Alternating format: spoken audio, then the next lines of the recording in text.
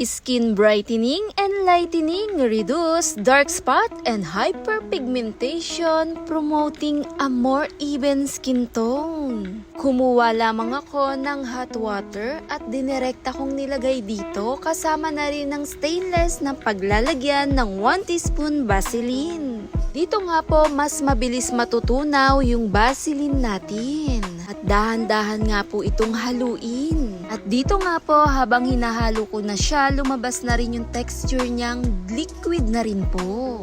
Maganda ang dala ng Vaseline lalo sa balat na nagbibigay moisture, maiiwasan ang pagka-dryness o yung pagkakulubot ng kutis natin.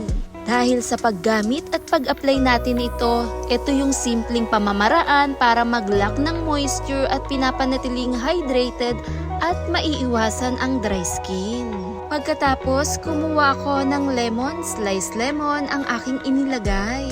Habang mainit pa rin yung pinakatubig natin, halu-haluin kasama ng lemon. Para mag-mix ang kombinasyon, siyang magsisilbing rejuvenate sa ating kutis, sa ating balat na nagbibigay tightens and brightens. Lalo sa complexion na gusto nating magmukhang bata na hindi nagdadry ang balat.